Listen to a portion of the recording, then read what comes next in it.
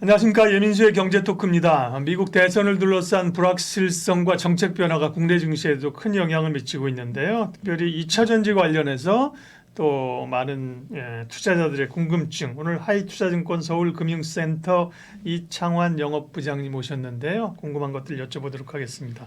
부장님 어서 오십시오. 네, 안녕하십니까? 네, 저희 채널에서 오랜만에 네, 뵙습니다. 오랜만에 뵙겠습니다.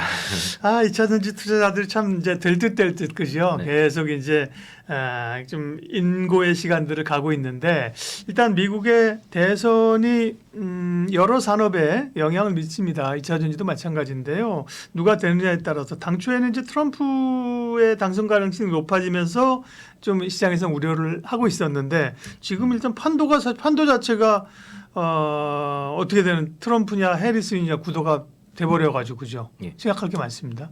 오늘 이제 하루 만에 네. 갑자기 이제 해리스가 이제 앞서는 그런 여론조사가 나오는 바람에서 네. 이게 좀 판세가 좀 완전히 좀 바뀌는 그런 상황이 된 것 같고요.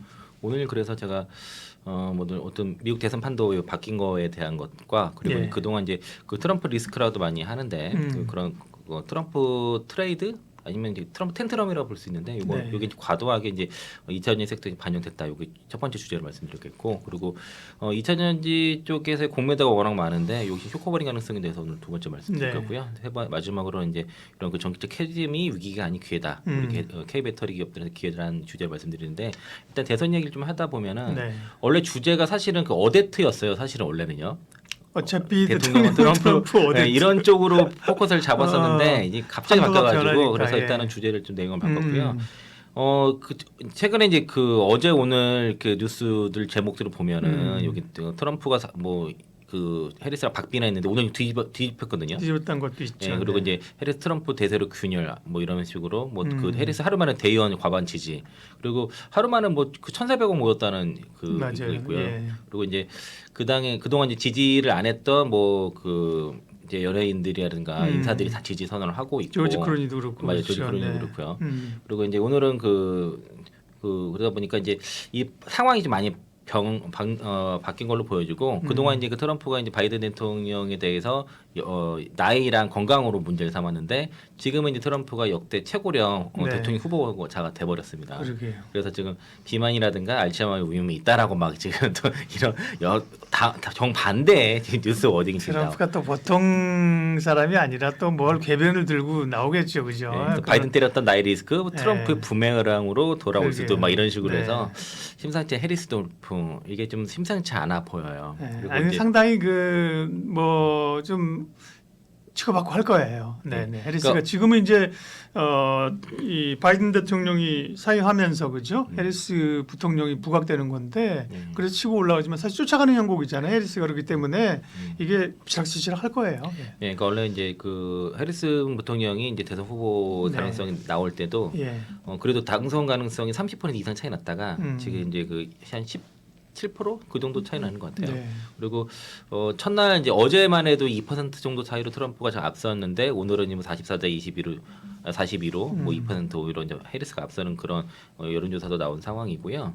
그러니까 원래는 이제 그 사실 바이든이 그때 나왔더라도 뭐 거의 뭐 트럼프가 되는 쪽으로 분위기는 몰아겠지만 그렇죠. 막판에 갈수록 네. 이 붙었을 겁니다. 지지율 차이는 이제 거의 이제 그러니까 그 중간 지대가 없이 막판에는 다 이제 딱 양분되거든요. 각 지지 세력으로.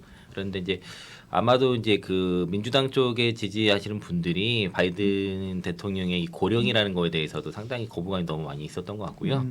아무래도 이제 특히 이제 그 전에 4년 전에 보였던 모습과 지금의 그런 토론에서 모습이 너무나도 달랐기 때문에 실망감이 상당히 있었을 것 같아요. 그리고 실제로 보면은 오늘 나온 뉴스가 44대 42. 해리스가 트럼프 처음 앞섰다라는 내용이 나왔고요.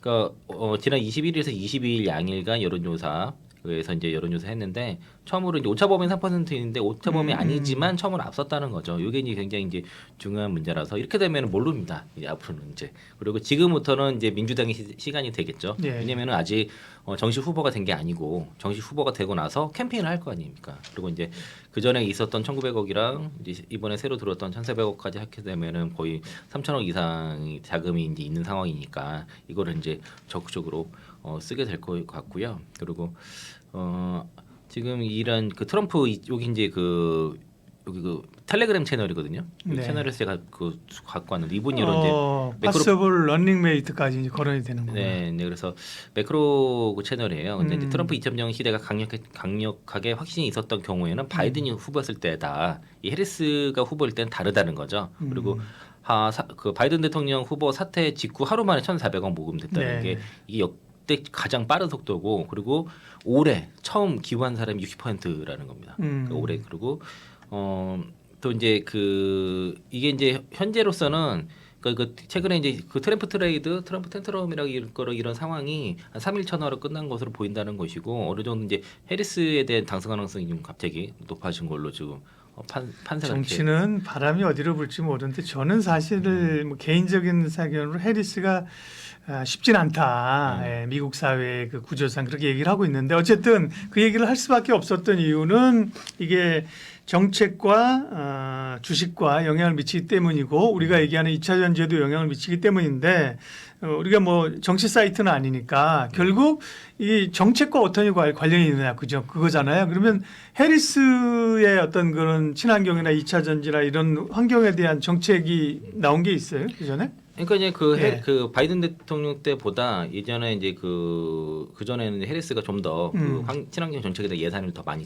그 책정하는 그런 상황이어서 그 바이든보다는 친환경 정책이 더 강하고 또 낙태에 대해서 허용하는 것도 더 강합니다. 지금. 예. 그러니까 지금 그전 바이든보다 좀 더 센다고 보시면 돼요. 전체적으로 정책들이 전부 다. 그러니까 결론은 뭐냐면 그러니까 밑에서 끝날 때까지 모른다는 거예요. 끝날 때까지 끝난 게 아니다라는 게 연창이고 그리고 그 핵심은 결국에는 스윙 스테이트예요. 이제 그렇죠. 경합지에서 누가 되느냐인데 예. 그러니까 아마도 거기에 그 출신의 그 부통령 주지사라든가 후보를 지명하겠죠. 예, 네. 그래서 이제 그 남자인 그 지역에서 그렇죠. 있는 주지사나 이런 사람들이 네. 하지 않을까라고 해서 후보들은 나왔고요. 이거는 이제 되게 중요한 이슈일 것 같고 만약에 다 이런 식으로 이제 이제 젊은 그 경협지에 맞는 인물만 잘 선택을 하면 민주당도 승산은 있다. 그러니까 지금은 그래서 해리스 트레이드 뭐 트럼프 트레이드 이걸가 다 안 맞는 것 같아요. 그러니까 지금 어디를 갈지 모르니까 방향을 못 잡는 거죠. 좀 그러다 보니까 뭐 약간 테마 관련적 이런 거 좀 그 테마 관련성만 움직이는다고 보시면 좋을 것 같고요. 그래서 카멜라 해리스의 기후 정책이 바이든과 다른 점은 훨씬 더 규모가 크다는 겁니다. 그 전에 그래서 이제 2019년 민주당 그 대선 경선 때 해리스 그 부통령이 약 10조 달러의 기후 계획을 제안했다거든요. 이게 이제 1경 3,800조에 달하는 거를 했었고, 그리고 이게 이제 향후 10년간의 공공 및 민간 그 자금을 제공하는 거에 대해서 이제 제안을 했었는데요. 실제 그 바이든 같은 경우에는 1조 6천억 달러였으니까 거의 뭐 이게 한 7배 되나요? 더 훨씬 이제 200조니까 2,000조니까 훨씬 크죠. 그러니까 기후 변화에 대해서 대응에 대해서 더 강경하다 볼 수 있겠고 실제로 그 해리스 부통령은 바이든 정책은 그 기후 오염 수수료에 대해서도 어느 정도 이제 완화해 주는데 상당히 여기에 대해서 지금 강경하게 지금 가는 게 해리스거든요. 그래서 아마 그 해리스가 된다 그랬을 때는 그 뭐 신재생 에너지라든가 친환경 쪽의 수혜가 확실히 더 클 거 바이든 네. 때보다 더 클 거다. 라고 좀 볼 수 있겠고 실제로 이제 법무장관 시절에 그 세브란과 그 그런 그 석유 가스 회사를 상대로 해가지고 대략 그 5천만 달러의 그 합의금을 모았거든요. 그래서 이제 실제 전례도 있어서 뭐 친환경 쪽에서는 카멜라 해리스가 더 강하다라고 볼 수 있겠고 그리고 이제 사실 이제 그 트럼프가 된다고 해도 사실 이제 우리 2차 전지 투자하신 분들은 그 해리스 돌풍을 불러일으키지만. 트럼프가 되는 거를 좀 전제를 해서 투자할 필요는 있어요, 사실은. 아직까지는 더 그렇죠. 예, 대세이기 때문에 그래서 이제 그러면은 그 트럼프가 재집권했을 때에 그걸 가정했을 때 어떨지 봤을 때는 민주당과 달리 공화당 자체가 이제 내연기관차에 대한 규제보다도 이걸 충전 인프라든가 그런 인프라 구축을 통해서 소비자의 선택권을 이제 보호하는 그런 정책을 선호하기 때문에. 그래서 이제 그 뭐 내연기관차든 전기차든 간에 그 소비자가 선택할 수 있도록 하고 충분히 인프라 구축에 더 중점을 두게 될 겁니다. 네. 사실 전기차 캐중 극복에는 이게 더 좋을 수도 있어요. 단순히 보조금만 주는 게 아니라 그 충분히 살 수 있는 인프라. 그러니까 그때 가면은 충분히 좋은 차들이 가성비가 있는 차들이 많이 나오거든요. 거기에 그런 인프라까지 갖춰준다 그러면 훨씬 좋을 것 같고. 근데 트럼프는 뭐 말은 물론 지킬지 모르겠으나 뭐 얘기 나오는 거는 자기가 대통령 되면 바로 IRA 보조금 폐지하겠다 막 이런 으름장을 놓고 있잖아요. 그 IRA 보조금 네. 폐지한다는 말을 할 적이 없어요. 없어요? 네, 없습니다. 그 잘못된 말이고요. 아, 그래요? 그 맨데이터라는 것은 이제 아마도 저거예요. 그 전에 우리 코너에서도 제가 전에 갖고 데이터 보면은 이제 그 연비 규제 카페 그거입니다. 이제 그거를 이제 폐지하겠다는 얘기고요. 이거 뒤에서 제가 네, 네. 설명드릴 건데. 지난 6월 7일에도 그 트럼프가 이제 그 보수 단체 행사에서도 그 본인 개인적으로 다 그 전기차 좋아하고 머스크도 매우 좋아한다는 말을 직접 했고 그리고 그 많은 사람들이 전기차 구입할 생각이 있는 것 같다라고 얘기를 했습니다. 이게 최근에 트럼프의 어디는 달라졌어요. 좀 6월 14일 날도 근데 그 일론 머스크는 거기에 맞춰서 트럼프는 사이버 트럭에 열려는 팬이라고 얘기를 했고 연락을 자주 한다 그러고요. 그 트럼프에게 이제 전기차 미래에 대해서 좋게 얘기를 했고 이제 자기 회사가 이제 전기차의 선두주자라고 이제 얘기를 한 거죠. 그리고 이제 트럼프의 많은 친구들이 이제 전기차를 보유하고 있고 또 모두 테슬라를 좋아하고 또 트럼프는 사이버 트럭에 열렬한 팬이다라고 이제 이렇게 실제 전했다고 하고요.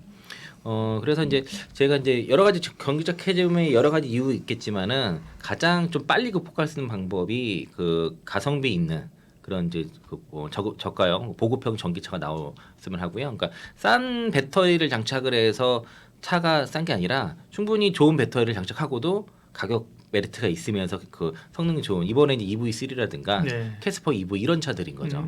예, 그런 이제 가성비 있는 차들이 많이 나오면은 충분히 이제 캐즘 극복이 가능한 거고요.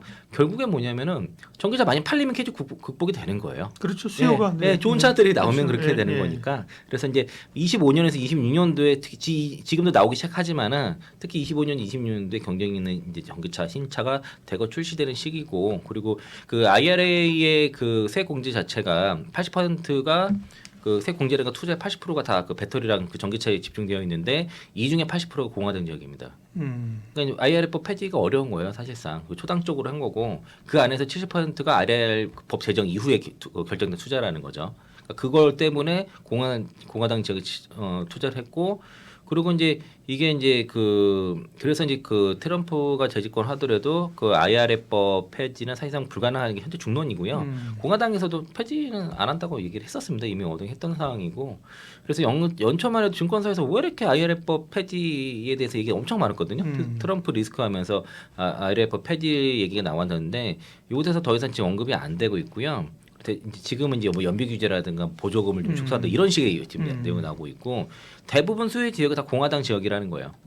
그래서 이제 이런 최근에 한 4년 동안 이런 친환경 정책 자체를 뒤집기는 어려울 것이고 여기 그 개정 당시에 반대를 했던 공화당 의원들도 자기 지역구에 돈이 막 투자가 되니까 좋아하고 일자리 막 늘어나고 하니까 그래서 지난번 1차 대선 토론 때도 트럼프가 그 참모진들한테 그 IRA법에 대해서 언급 자체를 하면 안 되는데 본인이 직접 워딩을 했다고 합니다. 그걸 말하는 순간 공격을 당하고 자기 공화당 지역의 일자리들의 문제가 생기기 때문에 이거는 이제 그 유리하지 않은 거죠 결코. 이게 IRA법에 대해서 언급을 하는 순간 트럼프는 유리하지 않습니다. 이건 불리한 이슈예요. 그러니까 기자가 물어봐도 직답을 피하는 거죠. 거기서 말하고 돌려서 얘기하는 거고 전기차 의무 제도는 없어요. 의무상은 없어요. 그냥 연비 규제라든가 그런 정도고.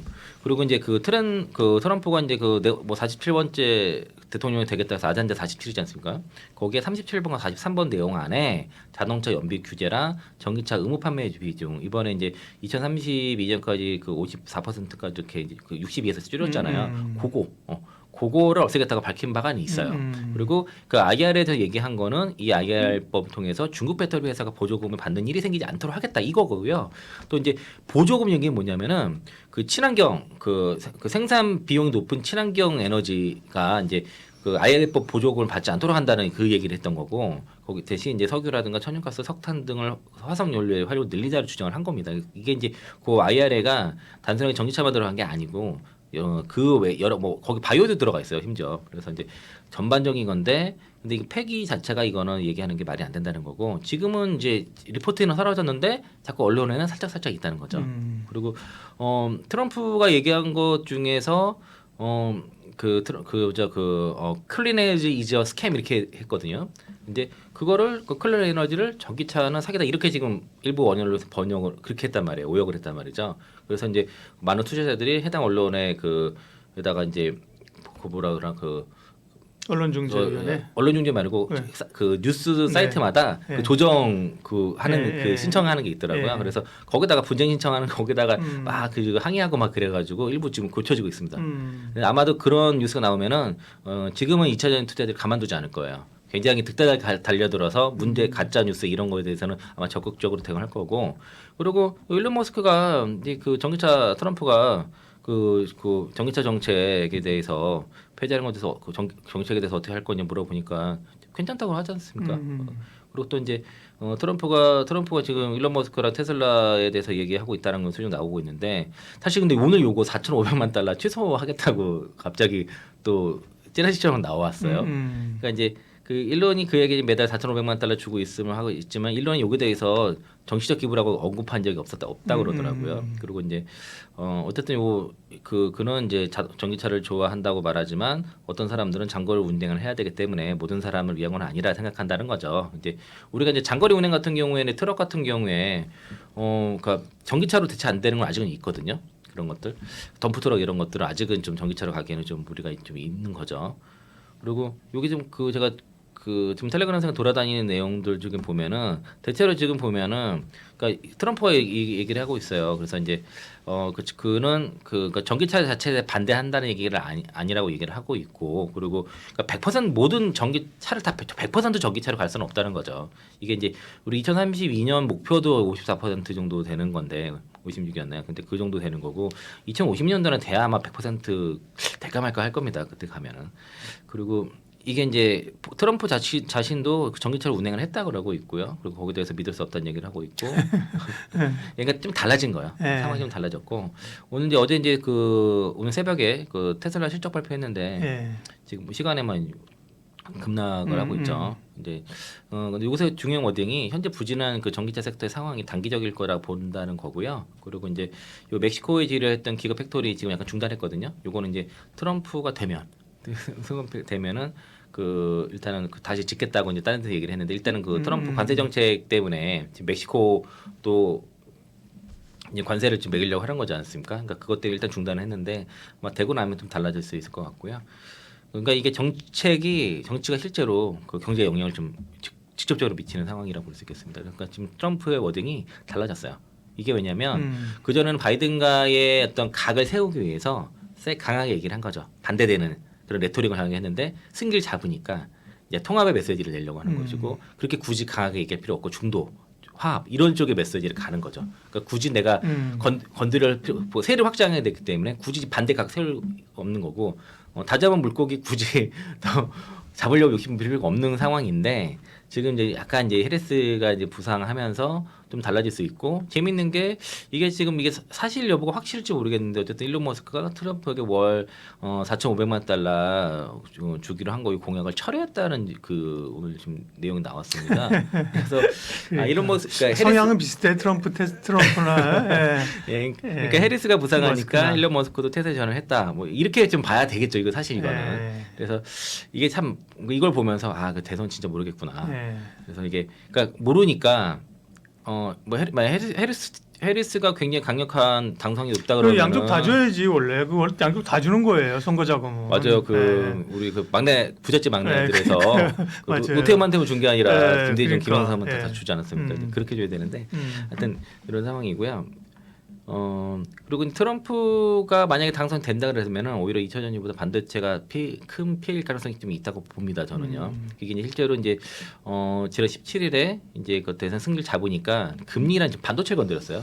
금리 일하지 말라고 하고 있고, 또 이제 대만에다가 방위비 지불해야 한다는 말도 했었고, 그리고 이제 대만이 미국의 반도체 사업을 거의 100%를 차지했다라고 하면서 반도체를 TSMC를 좀 겨냥을 한 발언을 했었고, 그리고 이제 일단은 올해 상반기는 어떤 엔비디아를 비롯한 AI 관련 주들과 반도체 종목들이 좀 시세를 이끌었는데, 지금 하반기는 트럼프 만약에 이제 시대가 왔을 때는 이게 쉽지 않을 수도 있다라고 보고 있고, 대체로 이제 실적 컨센서스가 대략 내년도 상반기가 피크로 돼 있어요. 반도체 종목들이. 그래서 요게 이제 그래서 아직 사이클은 끝나지 않았는데, 요게 사이클 후반기 하반기 후반에 대한 우려를 좀 하고 있는기도 하고 보고, 지금 한미 반도체 주가 흐름이 좀 드디어 꺾였습니다. 이게 그래서 이제 뭐라고 할까 그 처마 밑에 고드름 느낌이라는 그런 모양새가 이제 주가 흐름 나타나는데 그래서 이제 이쪽도 이제 그 수익 많이 나신 분들은 어느 정도 차익을 해서 좀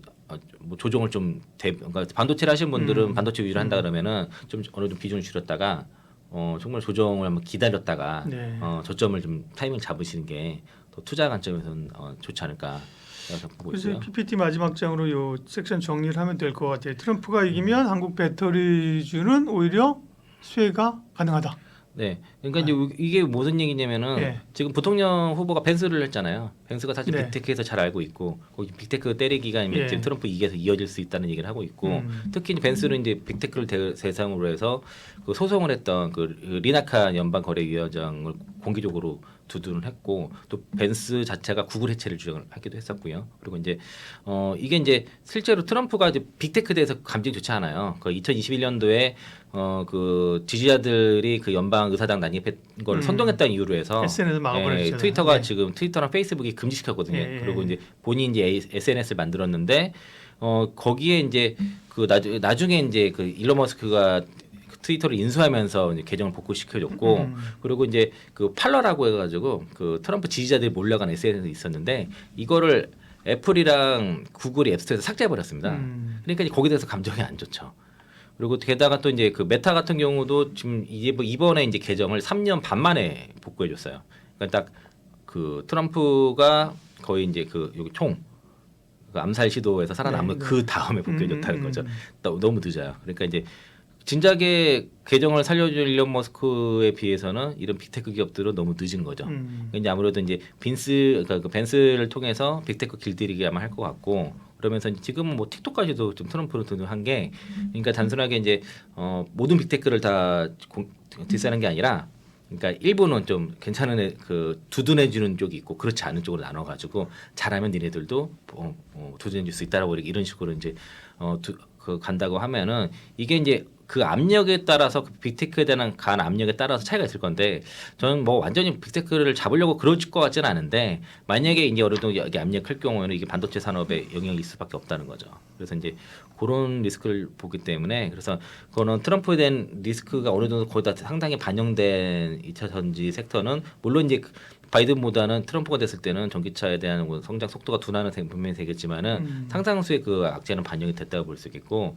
올해 좀 그런 게 전혀 반영되지 않았던 쪽에서는 좀 조심할 필요가 있겠다. 이번은 그런 뉴스라든 워딩을 보면서 그렇게 보여지고요. 그리고 재밌는 거는 지난주 금요일에 그 19일이었죠. 그러니까 이제 반도체 섹터가 조정 나올 때 반대로 2차 전지 속에 쇼커버가 들어오는 현상 보여집니다. 오늘도 장중에 그런 모습들이 보여지는데요. 그러니까 순간순간 그게 있어요. 그 반도체가 빠질 때 2차 전지 좀 더 강하게 튀어 올라가고 반등하면은 상승폭을 줄여들고 뭐 그런 모습들이 좀 나타나기 때문에 그래서 이제 반도체 섹터의 조정이 시작되게 되면은 일부 상당히 이제 2차 전지 속으로 특히 기관들이 그렇게 포지션 잡고 있지 않습니까? 반도체로 2차 전지 숏 이런 포지션이라서 아마 그 포지션 청산에 따른 수급 이동은 있을 것 같다라고 볼 수 있고요. 그런 증거가 이제 지난 7월 19일 날 이제 에코프로, BM, 포스코, 퓨챔, LG 에너솔루션 이 네 종목이 강하게 한번 반등했던 게 쇼커버링 자금이 지금 들어오고 있고 실제로 지금 쇼커버링이 일부 좀 이루어지고 있는 것도 확인이 되고요.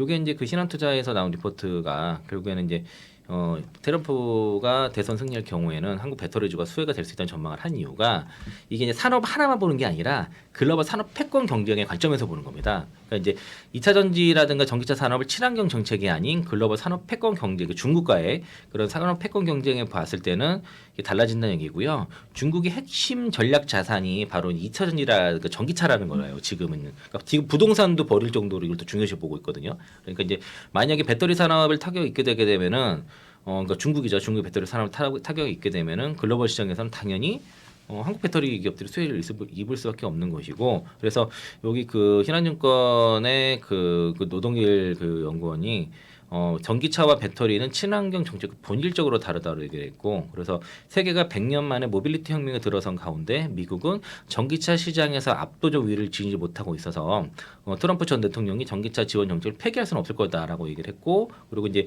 미국에 그 진출한 국내 배터리 기업들은 미국에 부를 창출하고 있고요. 투자를 엄청나게 하고 있죠. 배터리 3, 3사만 지금 앞으로 투자할 자금이 50조 정도 얘기를 하고 있고요. 그리고 고용을 착착 하나의 그런 프로젝트당 고용 인력이 5천 명씩 막 들어가다 보니까 고용을 착착 확대하고 있어서 이거는 미국이 좀 원하는 바지 않습니까? 그리고 트럼프도 더더욱 그 아메리칸에서 그 미국에서 생산하도록 그렇게 지금 판을 그 정책을 취하고 있기 때문에 이게 이제 그 2차 전지 산업의 두 가지예요.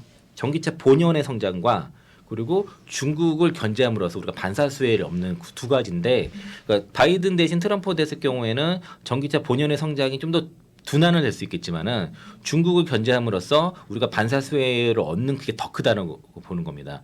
왜 그러냐면 예를 들면은 지금 그 바이든 정부가 ESS 시장에서 26년부터 중국 배터리에 관세를 물고 우리도 그때부터 양산이 들어가는데 거기 지금 점유율이 지금 북미 시장에서 중국이 90%를 차지하고 있거든요. 그럼 그 시장을 다 빼줄 수 있는 것이고, 그리고 지금 유럽 같은 경우도 마찬가지로 이제 지금 그 저기 뭐냐 관세를 좀 매기지 않습니까? 그렇죠. 예. 그래서 오늘 나온 뉴스가 LG 에너지솔루션이 중국 전기첩과 세 곳과 유럽 진출을 위해서 지금 협의 중이라고 얘기가 나왔기 때문에 그래서 이제 아마도 그거 반대로 그러니까 글로벌 노차이나죠.